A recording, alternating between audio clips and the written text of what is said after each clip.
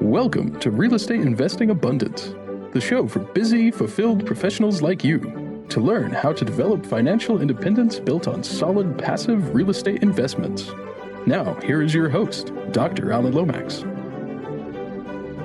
Hello, enlightened investors. Welcome back to Real Estate Investing Abundance. I'm your host, Dr. Alan, and we are delighted to have you with us as we take a look at the importance of personal development for investor success. Tyler Chesser is a real estate investor and entrepreneur, the co-founder and managing partner of CF Capital, and the host of the award-winning Elevate podcast, where he hosts discussions surrounding mindset, mind expansion, and personal development for high-performing real estate investing. Tyler, take us into the show and share a memorable experience that helped you to be who you are today. Alan, man, this is awesome. It sounds like you and I have a lot in common. And first of all, so thank you so much for having me on the show. And first of all, beyond that, I think personal development has been the cornerstone for any sort of success that I've been able to create in my life and any sort of freedom that I've been able to create through this vehicle of real estate investing. So you and I just are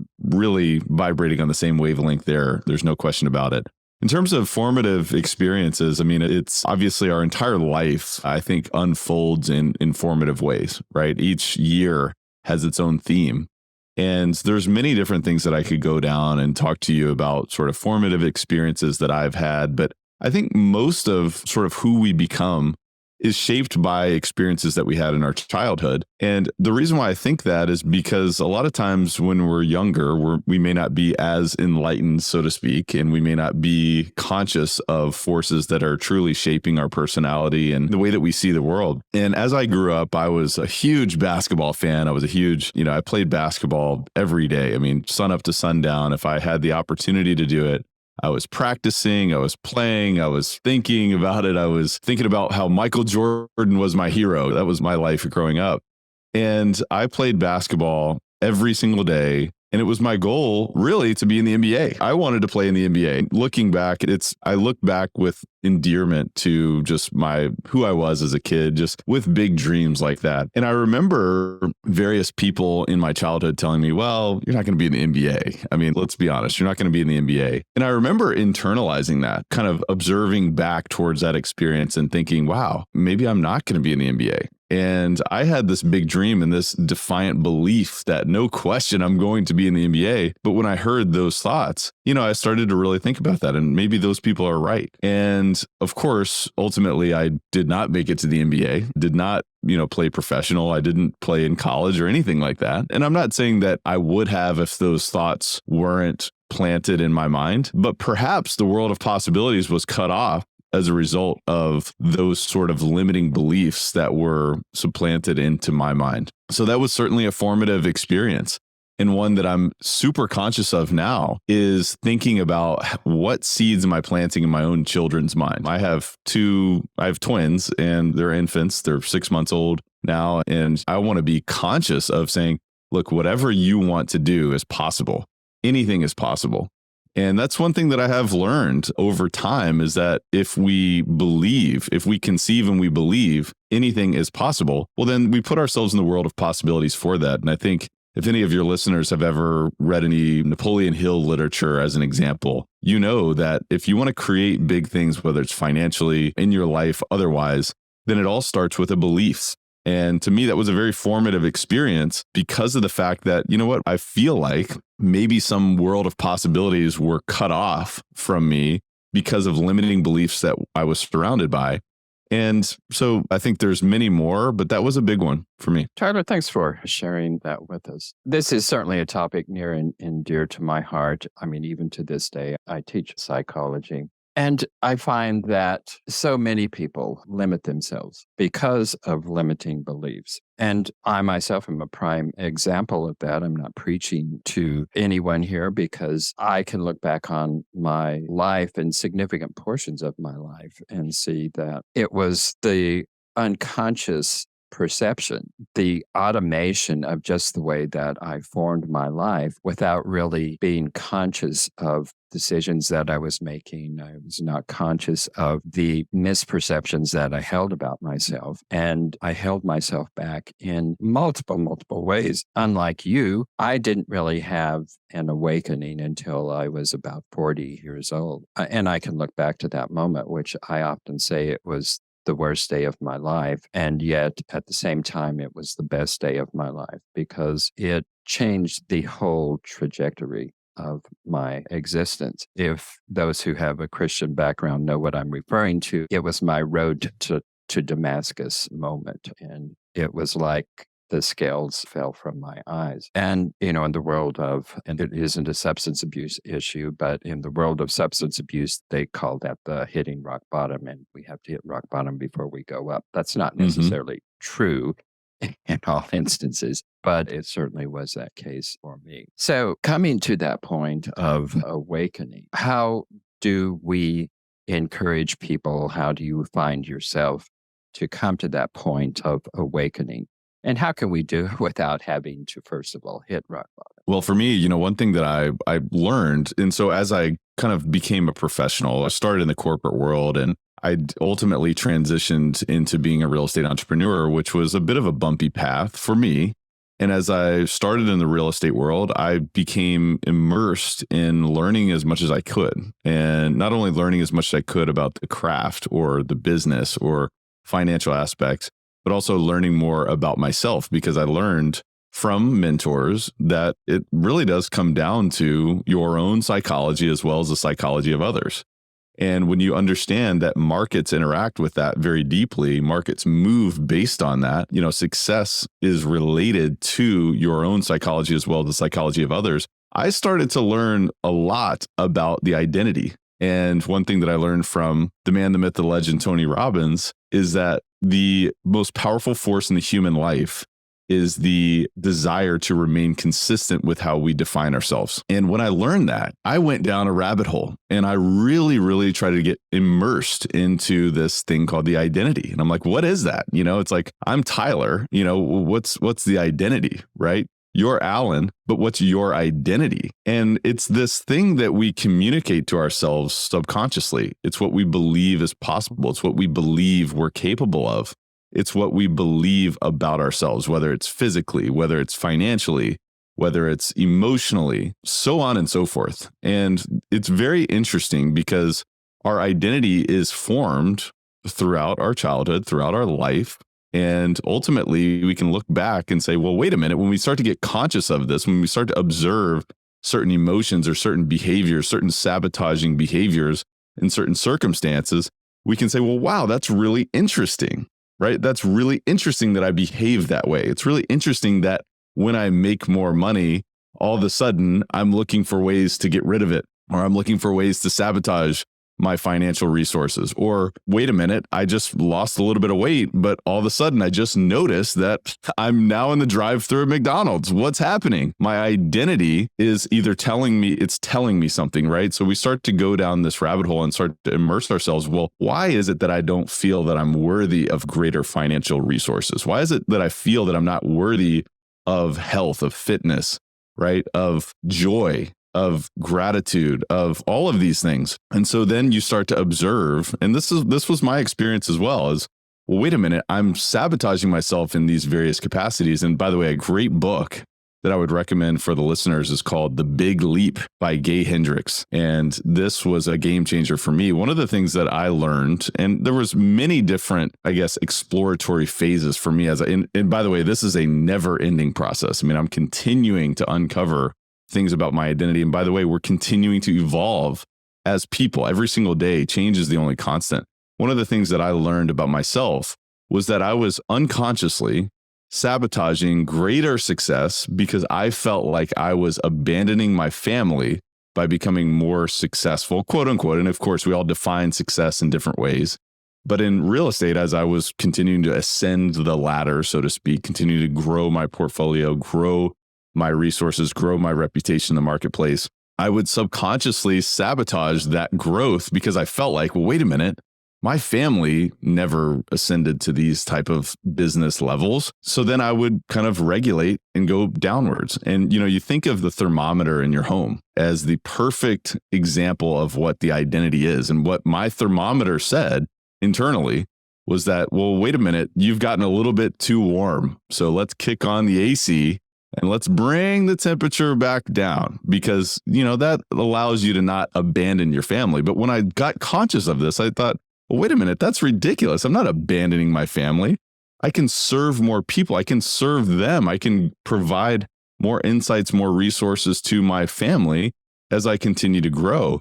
So that was just an example that I experienced, but I think it is really interesting. I think the first step for any listener is to really become, first of all, aware that we have this inner voice, this inner dialogue that we may not be conscious of, but we recognize that there are forces that are at play.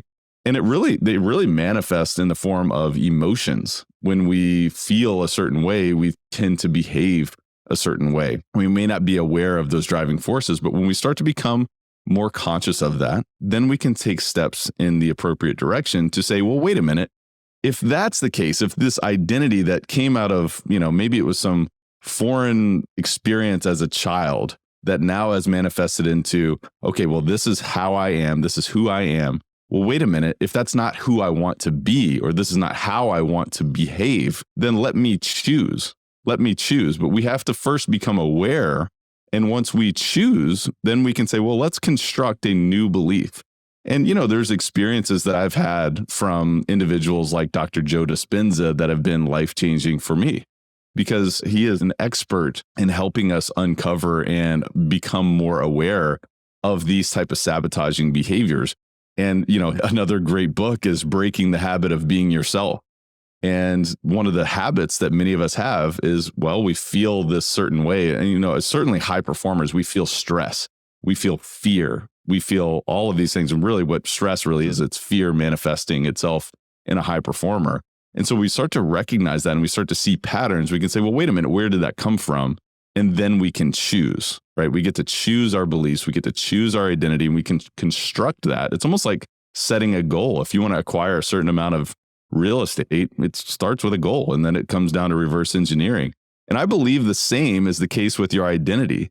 But I truly believe that the personal development in your identity is the leading indicator towards greater success and a lagging indicator of cash flow, of net worth, of all of these different things. And of course, time freedom and geographical freedom and all of those beautiful things. So I could go on and on because this is one of my favorite topics. In fact, it may be my favorite topic. So I appreciate you letting me riff on this, but that's some suggestions that I might share. Tyler, thanks for sharing those with us here. And you're absolutely right. I mean, I say I was 40 when I actually woke up and became conscious.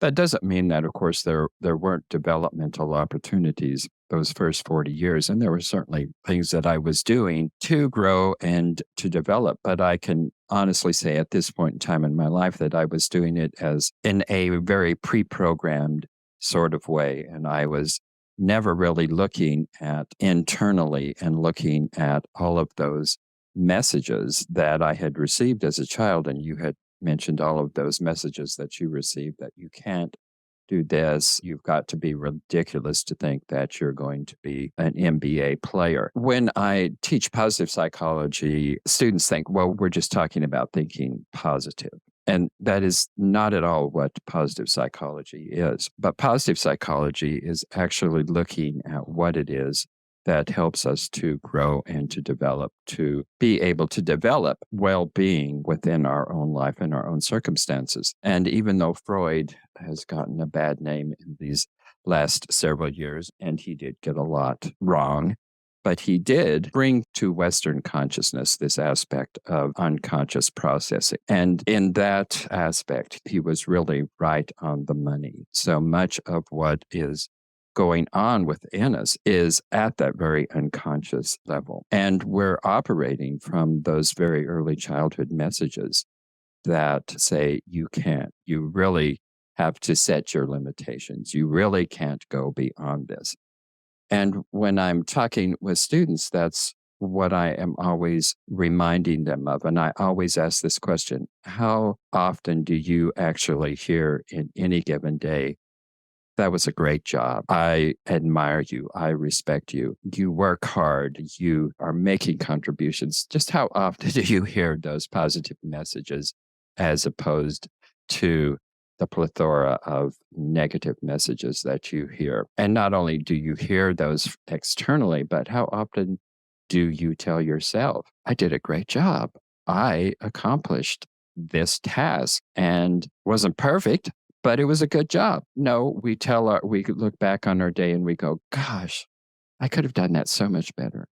Oh, I screwed up here. We're sending ourselves these negative messages on a continued basis until we become really conscious of the fact that's what we're doing. We're going to continue to do that. And like you said, identity, we spend our life trying to uphold that identity, and it is nothing but a construct. There's nothing about our identity that is laid in concrete. We always have the opportunity to be something else. No question about it.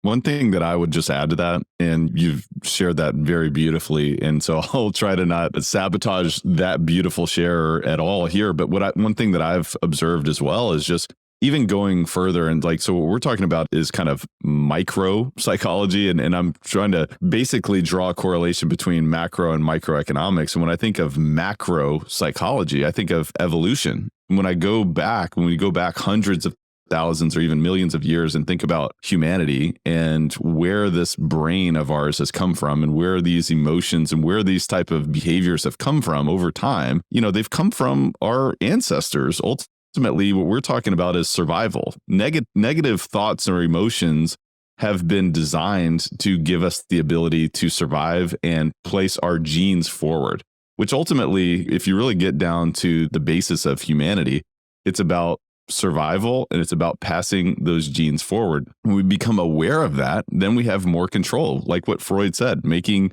the unconscious conscious is your first step.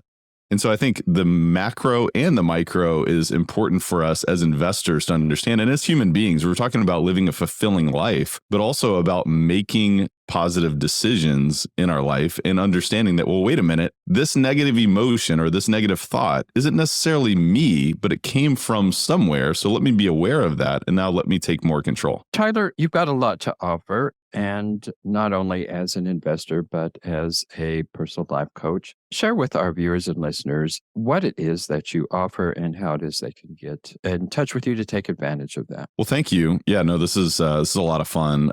I think what I do, I really focus mainly on commercial real estate investing. We acquire multifamily communities across the Midwest and Southeast United States, multifamily properties, typically 200 to 500 unit assets.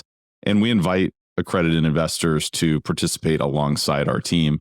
So that's where the main part of my focus is. However, I have been extremely passionate, again, about personal development, about coaching, about really transformation, because I think at the end of the day, as investors, we've got to focus on how we are continuing to evolve, not only as human beings, but also in terms of how we're interfacing with our business and how we're making strategic decisions, how we're building systems, how we're optimizing our processes. And so I do offer a one-to-one opportunity for investors and folks who are looking to build their own real estate empire, one-to-one sort of experience. And it's very limited. I don't have a huge stable of clients. And I say stable because I'm talking to the Steed Talker Capital, principle here. And of course, you are fond of stables yourself. But when I think of my clients, it's a very limited, very high touch, one-to-one sort of opportunity for folks to receive an opportunity to transform. And it's a co-creation process. It's not like someone's going to come to me and I'm the sage on the stage and I'm going to give you every single piece of advice. But through this, it's about understanding, well, what is it that you want to accomplish? Where do you want to go? What outcomes that you want to create through this vehicle, through this business? And then it's about reverse engineering that. There's been things that I've learned throughout the years, but there's also things that I've learned about humanity is that we are infinitely creative, we're infinitely resourceful, and that we have the ability of doing anything. And it's not about me giving all the answers to someone else. So that's a little bit of a look behind the curtain in terms of what the coaching experience looks like. with myself. Tyler, you had alluded to this, but the development of wealth is never accidental. I guess you could win the lottery and come up with a whole lot of cash. But from what I've read, most people who win the lottery lose that money within a year or so. So wealth development is not accidental. How does personal development and tie into financial intelligence? Well, financial intelligence is one of the biggest missing pieces in today's society. I think, and I don't know what the percentage is, and I don't think we could ever find the percentage, but my guess is 95+% of America and the world. And I don't know, I could be completely off on this, but my guess, and this is just by my own anecdotal experiences, is that 95% of humanity has zero or very limited financial intelligence. And I don't know if that's by design or if that's just the set of circumstances that we have in this world, but I think it's holding a lot of people back. And without that financial intelligence, it's very difficult to build real wealth or to truly understand how money works and what, this all means. So I think you do have to understand that financial intelligence is a big piece of this, and it's obviously a cornerstone towards creating wealth. And so that's a critical piece. But I think personal development fits into that. I mean, I think financial intelligence is a cornerstone of personal development. We were talking about identity and psychology and the subconscious mind and all of these factors. Of course, that is a cornerstone of personal development as well. But I think personal development is the basis of, never stop learning. There's always something new to learn. And when it comes down to financial intelligence, let's say we fall in that 95%. Let's say, well, wait a minute, I don't really know as much as I need to know about money. Well, then guess what? Personal development comes into play here because there's an opportunity for us to learn. Maybe there's a book for us to read. Maybe there's a seminar for us to attend. Maybe there's a podcast for us to listen to. Maybe there's a mastermind for us to engage in. Maybe it's a group coaching course. Maybe it's a coach itself. And so I think that is kind of the basis. The personal development piece is the basis. And it's the thought process of, you know what? I'm never a finished product. And there is a horizon. There's never an end goal. There's never, I've never arrived. And there's a gratitude in that to say, you know what? There's always another level for me. There's always another level for me to understand more about money, more about the economy, more about markets, more about my own personal financial capacity and so forth. And so to me, I think that it really starts with, well, wait a minute. I have always some new opportunity to learn, new opportunity to grow. And I think that's the foundational thought process. I totally and completely agree. I hear a lot of times people, or I see comments on Facebook and LinkedIn and different things, and people are saying, well, we just need to have a financial intelligence or a financial curriculum in high school. People need to know how to balance their checkbooks into budget. And I'm going, that's not financial intelligence. Not that I'm opposed to people learning those things, but that's nothing. And it will not take you to financial independence or the development of wealth. I totally agree. By the way, it's interesting you said that about the lottery, because that goes back to the identity factor as well. Let's say you win $200 million in the lottery, and you mentioned it. I think it's a very high percentage of, and maybe 99% of individuals who win, a big windfall like that, their identity self-regulates and their sabotaging behavior from a financial perspective or a lack of financial intelligence. So there's a factor of both of those things. So you talk about budgeting and sort of, basic financial functions from a financial intelligence perspective. Yes, it would be better than not to have a foundation of that sort of understanding, but we have to stack on top of that. We've got to continue to grow our understanding. One of the things today that's a big factor is we've got crosswinds in every direction from a global macroeconomic perspective, also a microeconomic perspective, which obviously there's patterns and it's all interrelated. And it's important for us to understand this. It's important for us to ask questions, learn, dig deeper, read, question. And, I think that's all a part of the process, but that comes back to the personal development piece. So I appreciate this thought process. Enlightened investors, I hope you felt enlightened today from our conversation with Tyler. I've enjoyed it immensely. Like he said, we have a lot in common in terms of how it is we look at the human psychic and human capacities and abilities. And Tyler has suggested several books that you can look into for your own personal growth and development. One that I'm going to suggest is a simple title. It is called Grit, and it is by Angela Duckworth, and it should be in everybody's library. Tyler, thank you so much for being with us today. Alan, what a pleasure. Thank you so much for having me. Thank you for tuning in to Real Estate Investing Abundance, brought to you by Steve Talker Capital, a company working for passionate professionals like you to develop financial independence built on solid, passive real estate investments. As part of our efforts to make the world a better place, Steve Talker Capital contributes to activities and organizations committed to better understand the equine. These endeavors attempt to enhance the human treatment of horses worldwide. Steve Talker Capital, working for a world where all creatures, great and small, flourish abundantly. For resources to develop your financial independence, connect with us at stevetalker.com.